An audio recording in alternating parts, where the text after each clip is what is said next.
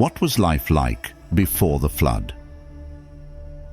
In the early chapters of the Bible, particularly in the book of Genesis, we find a world very different from our own, the world before the great flood. This era is often shrouded in layers of interpretation, a time of primitive humanity marked by long lifespans, divine human interactions, and a close relationship with God. The story of creation, along with characters like Adam, Eve, Cain, Abel, and eventually Noah, gives us glimpses of a life that seems relatable. Many forces came together to make the flood happen: Satan and the fallen angels. The first event that led to the flood occurred before the creation of the world. This event was the creation of the sons of God. In the biblical story of the book of Job, God reveals an event that happened before the creation of the world. Job 38:4-7. Where were you when I laid the foundations of the earth? Tell me, if you know and understand. Who determined its measurements, if you know, or who stretched the measuring line upon it?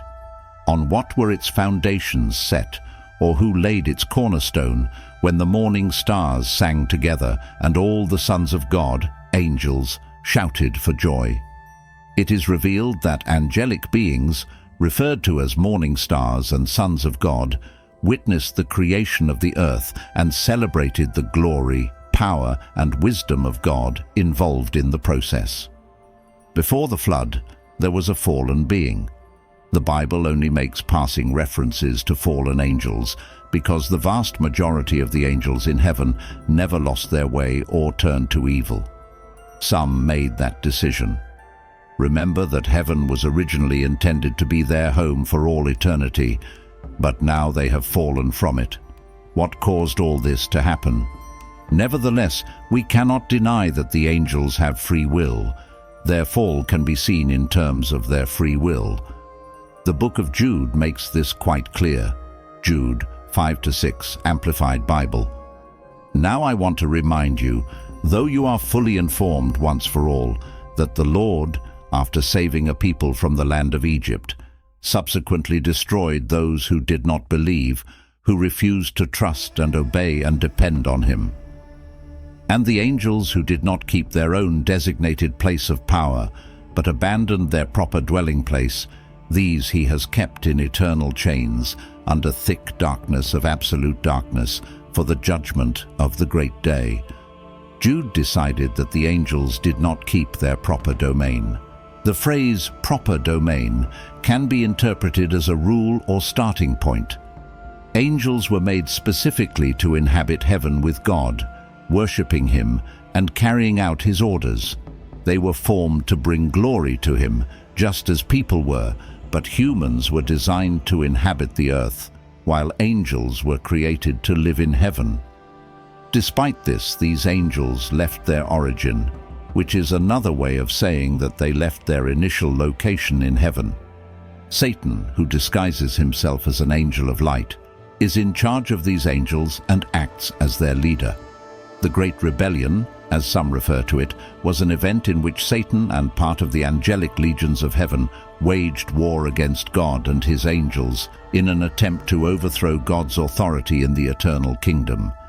The devil devised a plan to overthrow God, his creator, and he and the angels who followed him ended up being defeated in the conflict.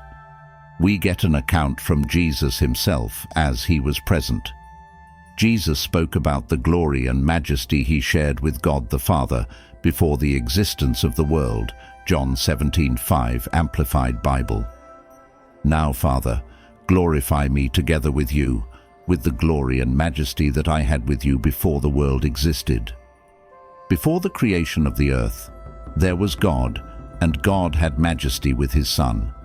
Jesus declares, I saw Satan fall like lightning from heaven.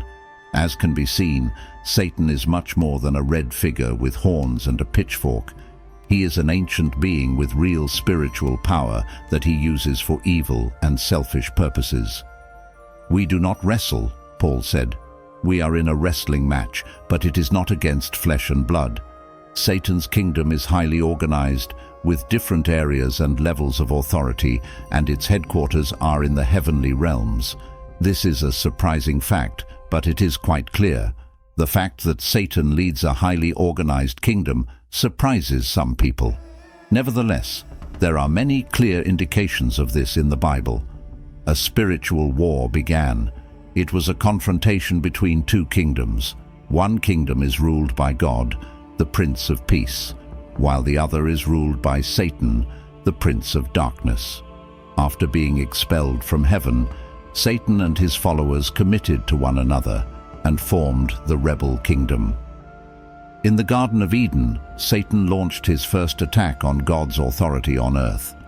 Satan considered the earth his domain and saw Adam and Eve as God's invaders on his territory. If God created humanity to live on earth and establish his kingdom, Satan needed an attack plan. When God first created the world, there was a place called Eden. In the Hebrew language, the word Eden means joy or happiness. It was a place of provision where a man could find God. According to Genesis 3:8, now, in the perfect garden, there was a special tree called the tree of the knowledge of good and evil. God told Adam and Eve that they could eat from any tree in the garden except this one. Satan was supposed to destroy man's destiny, but the devil, the old serpent, found his way to Eve and used 3 strategic tactics against her. The first was doubt. Did God say? Genesis 3:1. You can almost hear the father of lies as he interacts with Eve. Then he used his second strategy, assumption, to make Eve doubt whether the consequences of her disobedience would result in her death, as God had declared, "You will certainly not die." Genesis 3:4. The third and final approach he used against Eve was temptation. God was disappointed because of their disobedience. They could no longer stay in the Garden of Eden. Adam and Eve had made a mistake by eating the forbidden fruit. Satan's subversive counterattack completely dominated humans, but God established a bridgehead in the Garden of Eden, promising that the serpent's head would be bruised by the woman's seed, turning the tables on the tempter. Before expelling Adam and Eve from the garden, God demonstrated his complete dominion over Satan. The first murder is Cain and Abel, Genesis 4. Someone pointed out that the sin committed by the first man caused the second man to kill the third. Despite Adam and Eve being banished from the garden, God continued to bless them. Eve gave birth to 2 sons, Cain and Abel, with the help of the Lord. Both sons had grown up hearing stories about God. They knew they should offer sacrifices to their Creator. Both boys came ready to worship over time, but while the Lord was preoccupied with Abel and his offering, he did not care for Cain and his offering. This enraged Cain. Despite God's warning that he should master sin, Cain deceived his brother, killed him, buried him, and completely disavowed him. "Am I my brother's keeper?" he asks. Afraid that others might kill him for his crime, God placed a mark on Cain to protect him, saying that anyone who killed Cain would suffer vengeance 7-fold, Genesis 4:15. Cain was punished by becoming a restless wanderer, far from his home and family. After God punished Cain, he went to live in a place called the land of Nod, which is east of Eden. In this land of Nod, he built a city and named it after his son Enoch. His descendants included influential people of his time: Jabal, the father of those who lived in tents and raised livestock; Jubal, the father of all who play stringed instruments and flutes; and Tubal-Cain, who forged tools of bronze and iron, Genesis 4:17-22. What follows Cain's punishment is the story of 2 families, a recurring theme in Genesis. Unfortunately, Cain's murderous ways were passed down through his lineage. We find a man boasting of his violence until we reach his great-great-grandson. Evil was spreading. God's perfect design is only 4 chapters in, and we already find people reveling in bloodshed and disrespecting his design for marriage. Before the flood, polygamy was also passed down through Cain's lineage. Until then, a man and a woman were married for life, but Cain's descendants had multiple wives, contrasting with Cain's lineage. God established a new lineage. God gave Eve a son named Seth in place of Abel. Seth exemplified the same type of worship as his late brother Abel, as people began to call on the name of the Lord in connection with Seth. Cain's proud manner of worship points to himself, while the humble mode of worship practiced by Abel and Seth cries out to God. Jude 11 says, "Woe to them, for they walked in the way of Cain, and abandoned themselves for the sake of gain to Balaam's error, and perished in Korah's rebellion." It's no surprise, then, that when God needed an obedient servant centuries later, he chose Noah from Seth's lineage. The legacy of Cain was complex. On one hand, he and his family were quite good at coming up with new ideas and ways of doing things. On the other hand, they also faced many problems with conflict and harming others, and this seemed to worsen over time. This became a symbol of what it means to be human, a struggle between our potential for great good and our capacity for great evil. As the generations passed after Adam, the world became populated but also filled with sin. People were unkind to one another. They lied, stole, and even killed. During this period, men lived extraordinarily long lives, with ages in the hundreds. It was a different era, a time when humanity was still closely connected to its origins, and the world itself was younger and fresher. Adam and Eve had other sons and daughters after Cain and Abel, and as their family grew, so did the birth of civilization itself. The Bible says that after he became the father of Seth, Adam lived 800 years and had other sons and daughters. Genesis 5:4. As Adam and Eve's children grew, they took wives and formed their own families, and the population began to grow steadily. In addition to Cain and Abel, Seth was another son of Adam who also had descendants, including Enoch, Methuselah, and eventually Noah. Adam, the first man, lived 930 years. Genesis 5:5. Yes, you heard correctly, 9 centuries. He had children who also lived extraordinarily long lives. His son Seth lived 912 years. Genesis 5:8. And Seth's son Enoch lived 905 years. Genesis 5:11. As the generations passed, each man fathered children and learned the ways of the land, such as farming and caring for animals, as well as how to connect with God. This line of people was special. They carried the seed of the first union of humanity with fallen angels. But despite their long lives and deep wisdom, these early humans were not immune to the issues that often afflict humanity, such as jealousy, anger, and sometimes even violence. However, there was a man named Enoch. Genesis chapter 5 introduces us to the first Enoch, who was the first Enoch, the son of Cain. This is a different Enoch. Genesis 5:21. When Enoch was 65 years old, he became the father of Methuselah. And from our biblical knowledge, we know that his son Methuselah was the oldest man on record. As we study the genealogies written in the Bible, we find that Enoch was the great-grandfather of Noah. This is found in Genesis chapter 5, verses 22 to 24. The Bible says that Enoch walked with God. In an era when most of his contemporaries had only the record of their birth and their children, they also fathered children. Enoch is like a breath of fresh air in history books. Enoch was introduced like the others, but despite not having lived as long as some of the other men, his testimony is remarkable.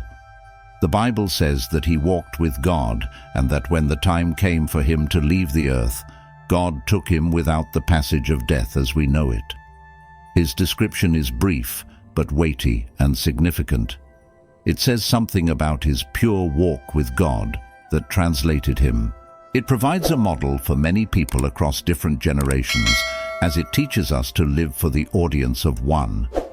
It quietly teaches us to passionately seek intimate communion and communication with God, knowing that as we do so, we will experience God in a new dimension. Genesis 5:24, New American Standard Bible. Enoch walked with God, and he was not, for God took him. Enoch's case was the first recorded rapture, as God simply took him. Perhaps the fellowship was so intense that the presence of God simply enveloped him and raptured him. The book of Hebrews speaks of the men of whom this world was not worthy. Despite the beauty of Enoch's life, his era was not entirely rosy. People lived long, but not always well. They had many years to perfect their skills, build things and explore the land, but they also had more time to make mistakes, stray from God's path, and let their hearts harden. This ultimately led to a world so corrupt and so distant from its divine origins. Population growth and the expansion of tribes and families over time led to tribes and clans forming, each descended from one of the patriarchs. They spread across the land, finding new territories to call home. As the population grew, so did the need for different roles and professions. People could not just be shepherds and farmers. Diversification was necessary. Cain, for example, was a worker of the land, as per Genesis 4:2, while his brother Abel was a keeper of sheep. This suggests that even at this early stage, roles were being defined based on need and skill sets. Tubal-Cain, a descendant of Cain, became an instructor of every craftsman in bronze and iron, as per Genesis 4:22. This indicates the rise of more specialized professions, such as metallurgy. Musicians also emerged during this time. Jubal, another descendant of Cain, was the father of all who played harp and flute, as per Genesis 4:21. These roles allowed society to become more complex and organized, setting the stage for more advanced forms of civilization. While people learned new skills and trades, life before the Great Flood was neither perfect nor happy. The Bible tells us that the Lord saw how great the wickedness of the human race had become on the earth, and that every inclination of the thoughts of the human heart was only evil all the time. Genesis 6:5. In summary, before the flood, humanity expanded and diversified. Families grew into tribes, roles transformed into professions, and civilization took its first steps. The Nephilim invasion. As the self-proclaimed commander of the kingdom of darkness, Satan summoned his evil legions to infiltrate humanity, aiming to corrupt the Adamic line that would lead to the Messiah.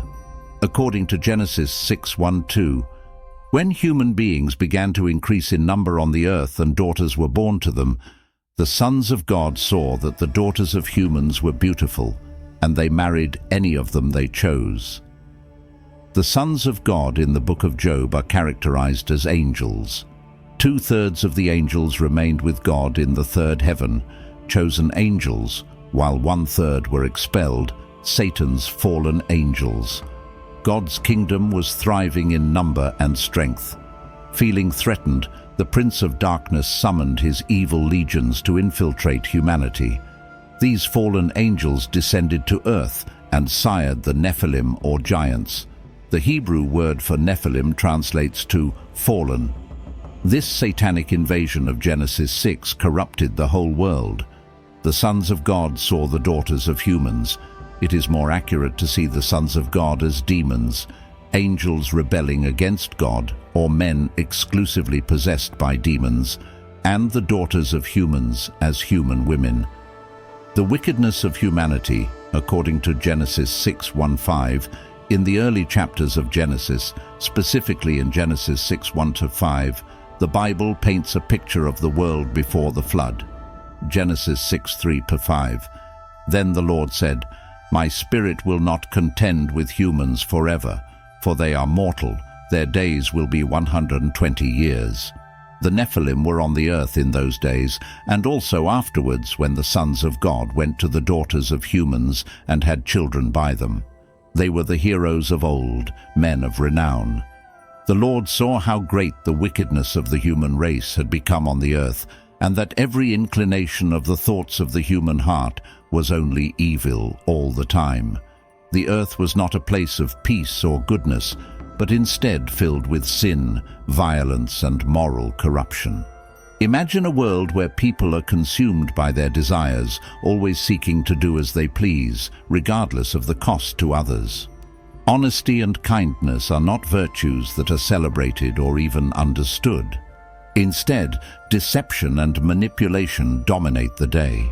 Each person is out for themselves, and the fabric of society is torn by selfishness and wickedness. In this environment, families are not sanctuaries of love and support, but rather battlefields of deception and betrayal. Neighbors do not look out for one another, they seek to exploit one another. Justice institutions are not systems of justice, but rather systems of oppression, sustaining the dominion of the powerful over the weak. Now, insert into this chaotic world an unusual development, the Nephilim. The Nephilim were special and unlike ordinary people. They were truly strong and larger than life, yet they seemed to make the world's problems even worse. They were admired, feared, and perhaps even worshipped, steering people away from the true God who created them. Their strength made them objects of fascination, but they were part of a world spinning further and further into chaos and sin. It was in this context that God saw humanity's wickedness and spiritual and moral decline. God grieved over creation. Humanity, the crown jewel of creation, had lost its way. Instead of living in harmony with one another and with the world, people were consumed by violence, evil, and deceit. God looked upon his creation and felt immense sorrow. The Bible says, "The Lord regretted that he had made human beings on the earth, and his heart was deeply troubled." Genesis 6:6, New International Version. It was a divine sadness, a pain so deep that it transcended human understanding, akin to a parent devastated by the actions of a rebellious child, but infinitely amplified. And so, in his great pain, God made a difficult decision.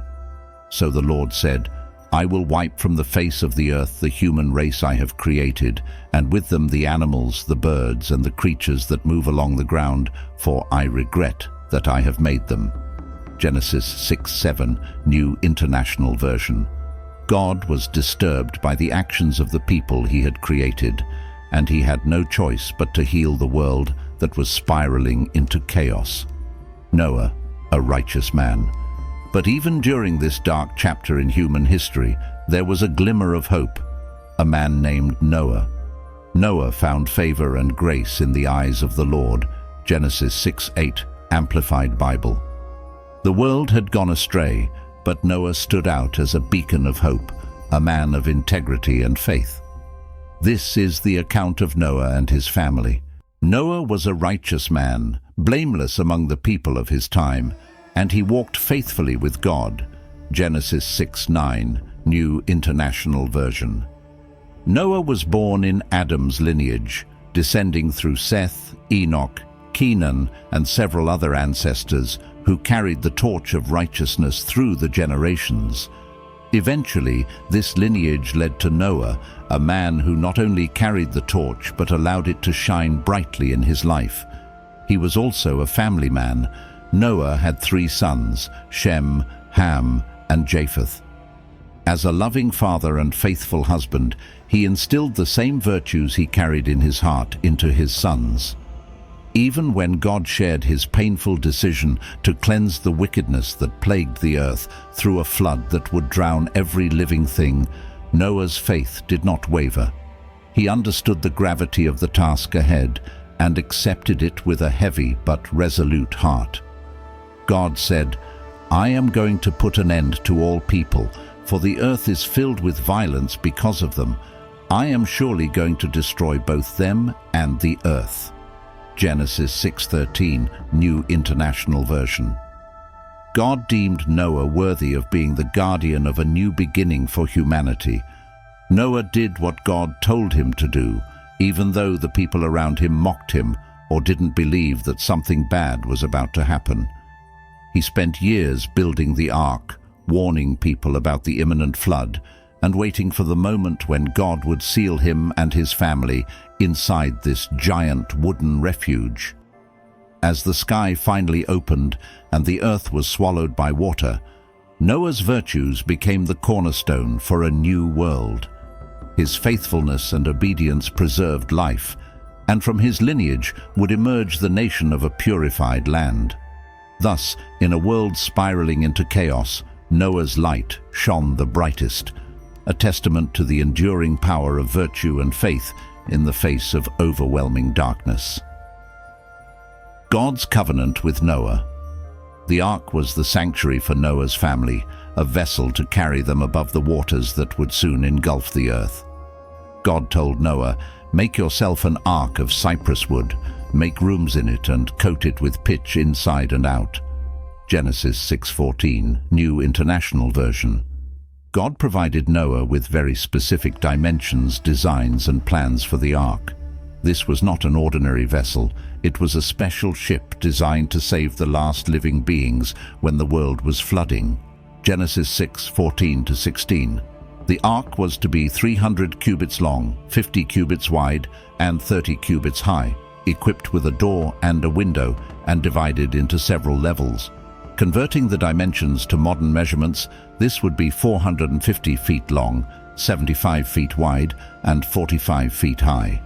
It would have a door and a window and be divided into different floors. God said, "This is how you are to build it." Genesis 6:15, New International Version. Thus Noah began the monumental task of building the ark. It was not easy. Many ridiculed him and questioned his sanity, but Noah had faith. As the years passed and the wood took shape, a magnificent ark rose, an undeniable testament to Noah's obedience and faithfulness. God also provided Noah with instructions on who and what to bring into the ark: his wife, his sons Shem, Ham, and Japheth, and their wives were to embark. Additionally, God told Noah to bring into the ark 2 of every living creature, male and female, to keep them alive during the flood. Take with you 7 pairs of every clean animal, a male and its mate, and 2 of every unclean animal, a male and its mate, and also 7 pairs of every kind of bird, male and female, to keep their various kinds alive throughout the earth. Genesis 7:2-3, New International Version. Noah did everything exactly as God had commanded him. Genesis 6:22, New International Version. Thus, in a world consumed by chaos and corruption, Noah stood as a pillar of righteousness, guided by his unwavering faith and obedience to God's commandments. He faced mockery and disbelief, but he remained steadfast in his mission, trusting that God would guide him through the imminent flood that sought to purify the earth of the evil that had overtaken it. Noah's dedication and steadfast adherence to faith proved to be the key to preserving life on earth, and through his lineage, a new beginning was secured for humanity. The story of Noah and the flood is not just a tale of destruction and renewal, but also a profound reflection on the resilience and redemption of the human spirit when guided by a higher power. The covenant God made with Noah after the flood serves as a lasting reminder of the power of faith and the promise of renewal. The story of Noah and the flood is a biblical narrative rich in symbolism and teachings for humanity. It highlights the relationship between humans and God, emphasizing the importance of obedience, faith, and the pursuit of a virtuous life. The rainbow, a symbol of the covenant between God and the earth, represents the divine promise to never again destroy humanity with a flood, and it also evokes hope and mercy in the face of human error. Noah's journey inspires us to persevere in the face of adversity, maintaining faith and trusting in a larger plan that, even when we don't fully understand it, is guided by divine principles of justice and love. The ark in addition to being a symbol of salvation, highlights the importance of following God's directives and instructions, even in the face of skepticism and judgment from others. Noah's journey also invites us to reflect on how we can contribute to a better world by aligning our actions with the values of justice, peace, and piety that God values. This biblical narrative serves as a call to be responsible stewards of creation and to live justly and harmoniously with others and with the environment. Furthermore, the story of Noah is a lesson in human capacity for regeneration and positive change, showing how integrity and virtue can not only save lives, but also lay the foundation for the renewal of a society. It encourages us to seek a deeper connection with God and challenges us to live according to ethical and spiritual principles that promote the well-being and transformation of our lives and the communities around us. Ultimately, the account of Noah teaches us that despite our failures and mistakes, there is always room for grace, forgiveness, and a fresh start. God's covenant with Noah, symbolized by the rainbow, remains an eternal sign of hope and promise, reminding us that there is a greater purpose in our journey and that we should always strive to live in a way that honors these principles. We have reached the end of our video, and I hope you like it. If you're looking for inspiration, knowledge, and spiritual connection, don't let this opportunity pass you by. Subscribe to our channel now, leave your like and comment to strengthen our community. And if you want to help us continue sharing religious stories that touch hearts, become a channel member. Together we can make a difference and strengthen our spiritual journey. We're counting on you. We've left the link in the description of this video so you can become a member today. Continue watching videos about the history of the Bible. I will leave 2 recommendations here on the screen.